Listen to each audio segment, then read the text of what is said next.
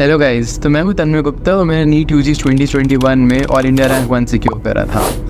तो आज मैं आपके सामने हूँ टू रिव्यू द मॉड्यूल्स। तो एक जाना माना इंस्टीट्यूट है गोल इंस्टीट्यूट, बिहार और झारखंड का।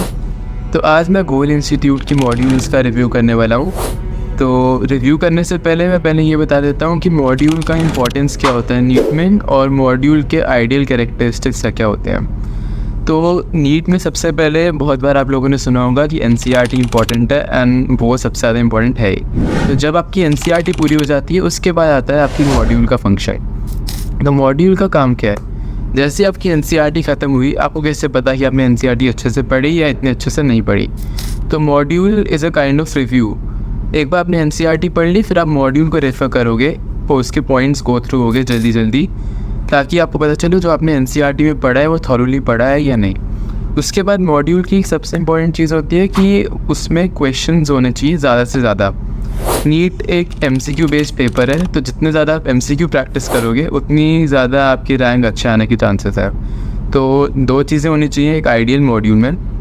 सबसे पहले जो भी वो लिख रहे हैं वो एक ईजी टू रीड मैनर में लिखें, मतलब पैराग्राफ से अच्छा पॉइंट वाइज लिखें, क्योंकि पॉइंट्स पढ़ना हमेशा ज़्यादा क्विकर वे होता है। एंड एक बार आपने एनसीईआरटी पढ़ ली, एक बार आप उनके पॉइंट्स गो थ्रू हो जाओ, उसके बाद आपके लिए आगे का जो भी पैटर्न है वो इजी हो जाएगा।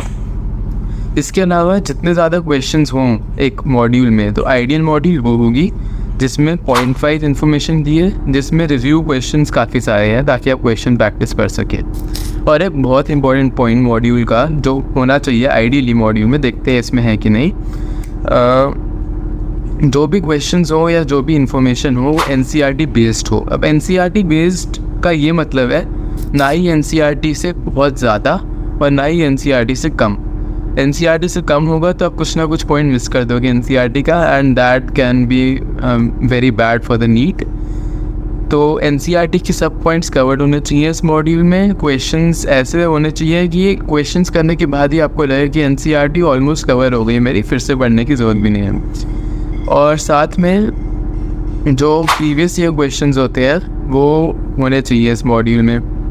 और एनसीईआरटी के बाहर कुछ मॉड्यूल्स होते हैं जिसमें एनसीईआरटी के बाहर की इन्फॉर्मेशन इतनी ज़्यादा होती है कि हम एनसीईआरटी का पार्ट ही भूल जाते हैं। तो ये भी नहीं होना चाहिए। तो एक आइडियल मॉड्यूल वो होगी जिसमें पॉइंट वाइज इन्फॉर्मेशन दी है, जिसमें बहुत सारे क्वेश्चंस हैं और जो एनसीईआरटी लिमिटेड है। एनसीईआरटी लिमिटेड का मतलब एनसीईआरटी कंप्लीट कवर्ड है, बट एनसीईआरटी के बाहर वो ज़्यादा नहीं जाती। तो ये 3 फीचर्स मेरे हिसाब से एक आइडियल मॉड्यूल बनाते हैं। तो अब रिव्यू करके देखते हैं कि इसमें ये सारे फीचर्स हैं या नहीं। तो ये मेरे पास बायोलॉजी की मॉड्यूल्स हैं गोल इंस्टीट्यूट की, जूलॉजी एंड बॉटनी जैसे आप देख रहे हो। तो मैंने जस्ट अभी रिव्यू करा है इनका।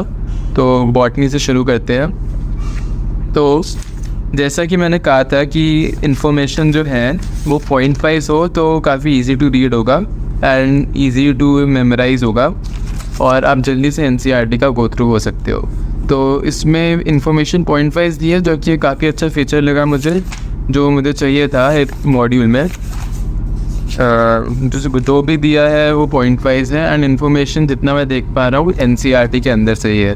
एनसीईआरटी से ज़्यादा एक्स्ट्रा कुछ नहीं है, मोस्टली ऑलमोस्ट एनसीईआरटी की पॉइंट्स कवर्ड है।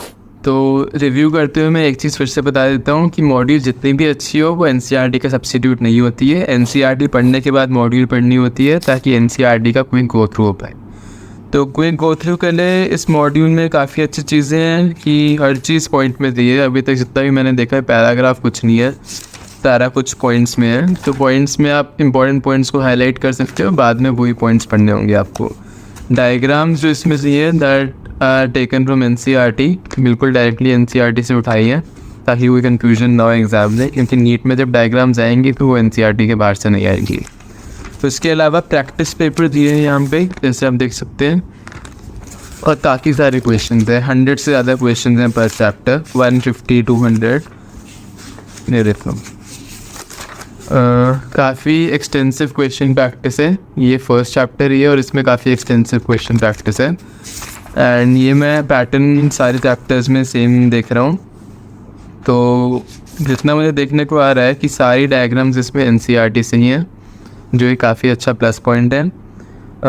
Most of the points point wise दिया है, पैराग्राफ बिल्कुल नहीं है और क्वेश्चन प्रैक्टिस काफ़ी एक्सटेंसिव है। तो जितने पॉइंट्स मैंने सोचे थे एक अच्छे मॉड्यूल के, वो ऑलमोस्ट इसमें सब कवर्ड हैं।